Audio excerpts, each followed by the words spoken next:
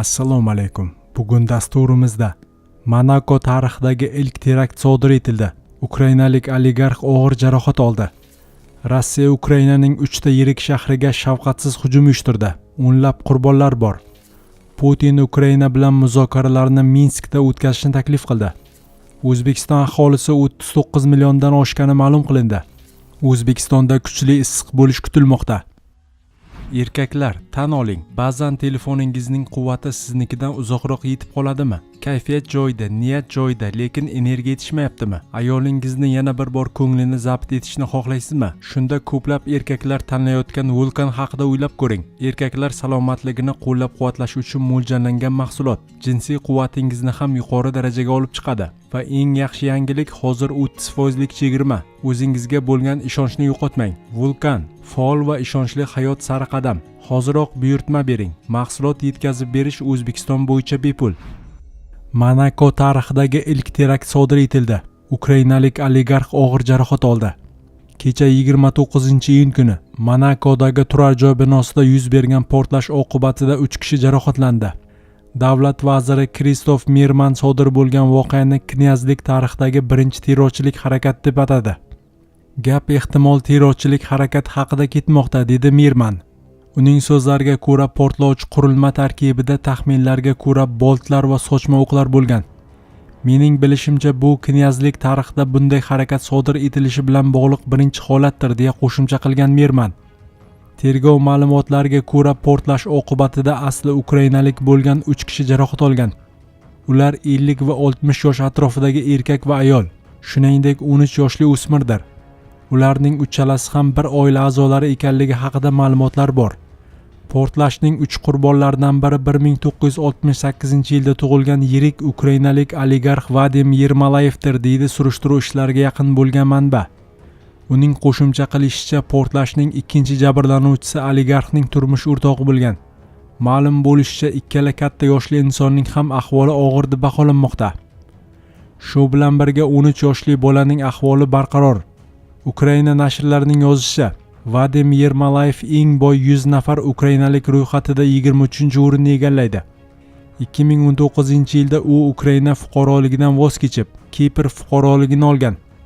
Keyinchalik 2023-yilda Ukraina prezidenti Vladimir Zelenskiy Yermalayevga nisbatan shaxsiy sanksiyalar joriy etgan. Rossiya Ukrainaning 3 ta yirik shahriga shafqatsiz hujum uyushtirdi. O'nlab qurbonlar bor.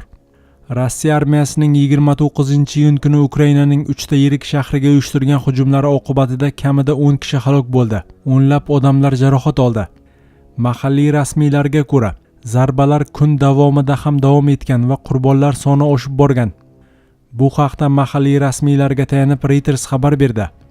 Dnepropetrovsk viloyati gubernatori Aleksandr Xanjaning ma'lum qilishicha, Dnepr shahriga berilgan raketa zarbasi oqibatida 6 kishi halok bo'lgan, yana 29 kishi jarohatlangan. Uning so'zlariga ko'ra, hujum natijasida korxona, maktab, xususiy uylar va avtomobillarga zarar yetgan. Ukraina prezidenti Vladimir Zelenskiy Rossiya raketa zarbasi shahar infratuzilmasini nishonga olganini bildirgan. Rossiya Dneprga infratuzilmani nishonga olgan holda raketa zarbasini berdi, deb yozgan Zelenskiy X ijtimoiy tarmog'ida. U qutqaruv ishlari davom etayotganini ta'kidlab, Yevropa o'zining ballistik raketalarga qarshi mudofaa tizimlari va raketalarni rivojlantirishni jadallashtirish zarurligini qayd etgan. Kechki video murojaatida esa Ukraina rahbari barcha hujumlarga javob qaytarilishini aytgan. Biz buni avvalo Rossiya davlat tizimi va uning urushni cho'zish imkoniyatlariga ta'sir qilish uchun amalga oshirmoqdamiz, degan Zelenskiy. Shuningdek, Zaporojye shahrida Rossiya droni mikroavtobusga zarba berish oqibatida 2 erkak va 1 ayol halok bo'lgan. Yana 8 kishi, jumladan 7 yoshli bola jarohat olgan. Keyinroq yana bir dron avtobus yaqinida portlash natijasida 7 kishi, jumladan 2 nafar bola jarohatlangan. Odamlar urushni yanada ko'proq his qilyapti. Bundan boshqa nima deyish mumkin? Bu terrorizm, boshqa hech narsa emas, degan hujumda turmush o'rtog'ini yo'qotgan 58 yoshli Svetlana Kamarova Reuters agentligiga. Qayd etilishicha, Ukrainaning ikkinchi yirik shahri Xarkovda ham boshqariladigan aviabomba 23 yoshli ayolning hayotiga zomin bo'lgan. Yana 10 kishi jarohat olgan. Shahar meri Yegor Terexovning ma'lum qilishicha, hujum oqibatida tramvay va 15 dan ortiq avtomobilga zarar yetgan. Putin Ukraina bilan muzokaralarni Minskda o'tkazishni taklif qildi. Rossiya prezidenti Vladimir Putin Ukraina bilan ehtimoliy muzokaralarni Belarus poytaxti Minsk shahrida o'tkazish mumkinligini bildirdi. Bu haqda Rossiya yetakchisi Butun Rossiya davlat teleradiokompaniyasi muxbiri Pavel Zarubinga bergan intervyusida ma'lum qildi. Uning aytishicha, agar tomonlar muzokaralar bosqichiga yetib kelsa, bu borada Belarus imkoniyatlaridan foydalanishi mumkin. Rossiya yetakchisining eslatishicha, 2022-yilda Rossiya va Ukraina o'rtasidagi dastlabki muzokaralar ham aynan Minskda boshlangan. Shuningdek, u Belarus prezidenti Aleksandr Lukashenko bahsli masalalarni tinch yo'l bilan hal qilishga qaratilgan har qanday tashabbusni qo'llab-quvvatlashga tayyorligini bildirganini qayd etgan.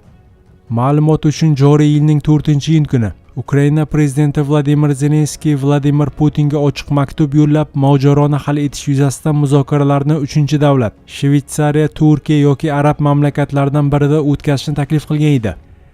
Zelenskiy Moskvada muzokara o'tkazishdan bosh tortgan. Putin esa hozircha Ukraina prezidenti bilan shaxsiy uchrashuv o'tkazish uchun asos ko'rmayotganini bildirgan. Eslatib o'tamiz, Vladimir Putin va Belarus prezidenti Aleksandr Lukashenko 26-iyun kuni asosiy e'tibor Ukrainadagi urush bilan bog'liq masalalarga qaratilgan muzokara o'tkazgandi. O'zbekiston aholisi 39 milliondan oshgani ma'lum qilindi. 2026-yil 15-yanvar holatiga ko'ra, O'zbekiston aholisi 39 million 47 ming kishidan ortiqni tashkil etdi. Bu haqda Statistika qo'mitasi raisi Behzod Hamroyev 30-iyun kuni Toshkent shahrida o'tayotgan aholini ro'yxatga olish natijalariga oid matbuot anjumanida ma'lum qildi. Daryo muxbirining xabar berishicha, tadbirda ro'yxatga olish bo'yicha dastlabki raqamlar ochiqlanmoqda.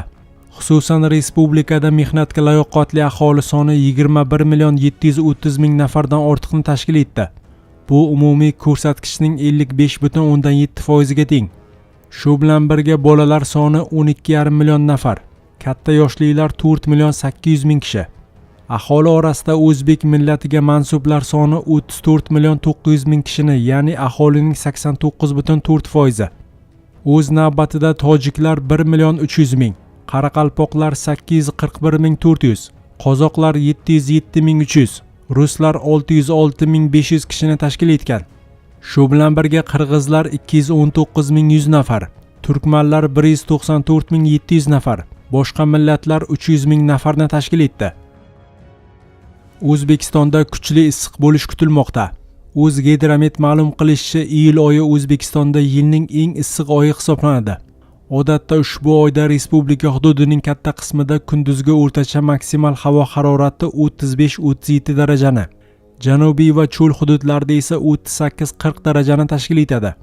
Sinoptiklar ma'lumotiga ko'ra, deyarli har yili iyul oyida havo harorati 40-42 darajagacha, ayrim shimoliy, janubiy va cho'l hududlarda esa 43-45 darajagacha ko'tariladi. Eng issiq yillarda esa harorat 47-50 darajagacha yetgan holatlar ham kuzatilgan. Bu yil iyul oyining dastlabki 5 kunida havo nisbatan qulay bo'lishi kutilmoqda. Kunduzi harorat 30-35 daraja, janubda 36-39 daraja atrofida bo'ladi. Birinchi 10 kunlikning oxiriga kelib esa issiq kuchayib, kunduzgi harorat 37-40 darajagacha, janubda 41-43 darajagacha ko'tarilishi mumkin. Keyingi davrda oy oxirigacha harorat asosan 33-43 daraja oralig'ida bo'lib, respublika shimoli, janubi va cho'l hududlarining ayrim joylarida 45 darajagacha yetishi ehtimol qilinmoqda. Prognozga ko'ra, iyul oyida o'rtacha havo harorati iqlim me'yoridan 1,5-3 darajagacha yuqori bo'ladi.